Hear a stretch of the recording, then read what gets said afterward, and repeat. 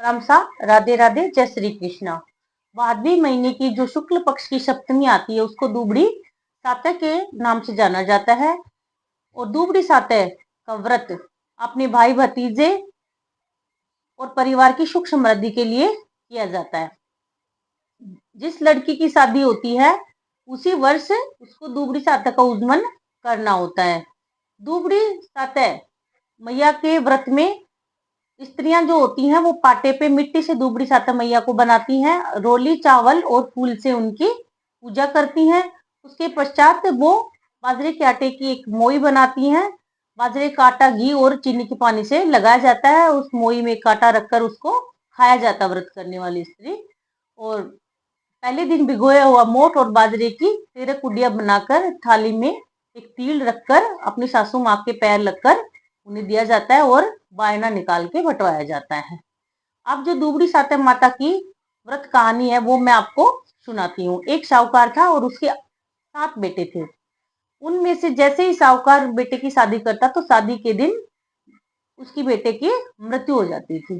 इस तरीके से साहूकार के 6 बेटे एक एक करके शादी के दिन मरते गए। अब 7वें बेटे की शादी की बारी आती है। सेठ बहुत चिंतित रहता है लेकिन शादी तो करनी ही थी। सेठ अपने बेटे की शादी की तैयारी धूमधाम से करता है और वो सभी बहन बेटियों को बुलाता है। शादी में उसकी बड़ी बहन आती है तो रास्ते में एक कुम्हार के घर रुक जाती है। तो कुम्हार मिट्टी के बर्तन बना रहा होता है और वो उसे बुआ से पूछता है कि क्या आप साहूकार के यहाँ शादी में आई है? तो बताती हाँ, मैं उस बेटे की बुआ हूँ और मैं शादी में आई हूँ। तो कुमार कहता है कि साहूकार के 6 बेटे तो एक एक करके शादी के दिन मर गए, अब ये 7वां बेटा है ये भी मरेगा।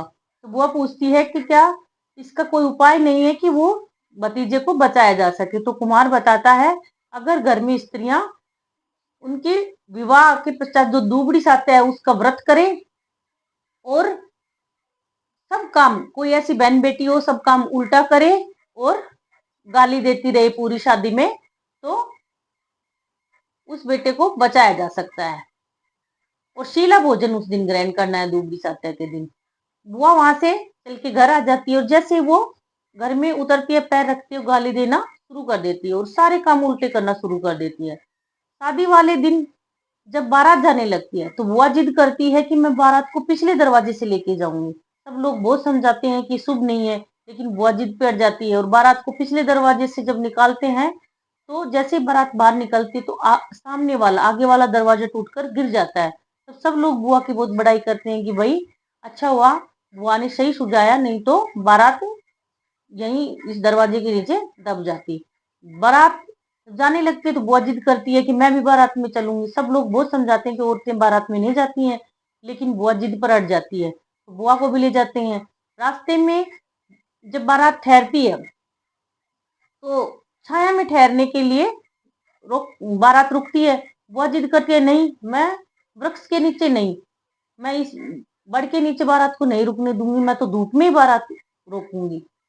सब लोग अचंभित हो जाते हैं लेकिन बुआ अपनी जिद पे अड़ जाती है तो बारात धूप में रुकती है। जैसे ही बारात रुकने के लिए उतरती है तो बड़ का एक बड़ा डाला टूट के गिरता है। तब सब लोग बुआ की फिर से बड़ाई करते हैं कि बुआ ने समय पे सही सुझाया, नहीं तो यहीं पे ही बारात का नुकसान हो जाता। फिर बारात लड़की वालों के घर चली जाती है। जैसे ही बारात पहुंचती है तो बुआ जिद फिर करती है कि बारात को मैं तो पिछले दरवाजे से लड़के वालों के घर लेके जाऊंगी। सब लोग समझाते हैं कि शुभ नहीं है, अच्छा नहीं है, लेकिन बुआ फिर जिद पे अड़ जाती है। जैसे ही बारात पिछले दरवाजे से घुसती है तो अगला दरवाजा फिर टूटकर गिर जाता है। फिर सब लोग बुआ की बहुत बड़ाई करते हैं कि बुआ ने सही समय पे सही सुझाया, नहीं तो अब यहाँ फिर बारात का नुकसान हो जाता। जैसे ही फेरे शुरू होते हैं बुआ जिद करती है कि फेरों में मैं बैठूंगी। और बुआ फेरों में जैसे कुमार ने बताया था कि फेरों में तुम एक करवे में कच्चा दूध और एक जलती हुई लकड़ी लेकर बैठना। तो बुआ कहती है फेरों में मैं बैठूंगी। सब लोग बहुत समझाते हैं लेकिन बुआ फेरों में एक करवे में कच्चा दूध और एक जलती हुई लकड़ी बांस लेकर बैठ जाती है। जैसे ही फेरे शुरू होते हैं एक सर्प आता है लड़के को डसने के लिए।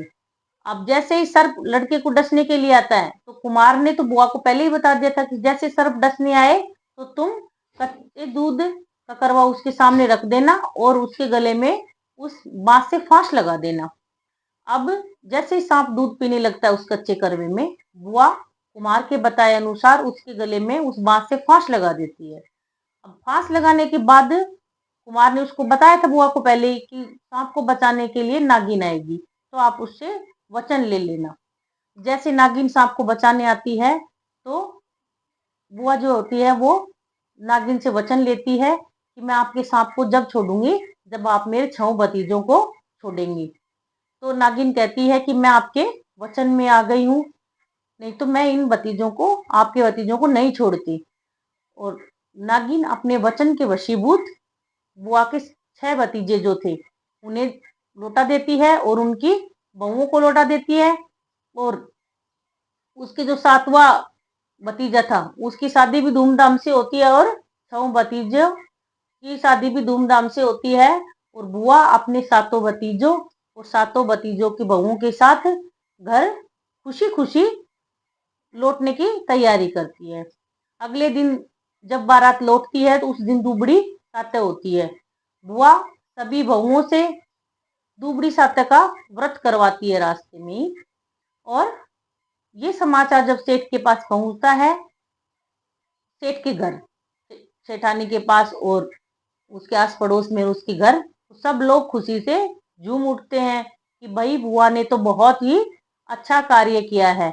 बुआ घर पहुंचती है, नगर में पहुंच के सेठ पूरे नगर में ढिंडोरा पिटवाता है, पूरे गांव में ढिंडोरा पिटवाता है कि भाई हर कोई अपने भाई भतीजों की लंबी आयु और सुख समृद्धि के लिए दूबड़ी सातय का व्रत और उपवास करे और दूबड़ी सातय मैया का पूजा पाठ बड़े धूमधाम से किया जाए।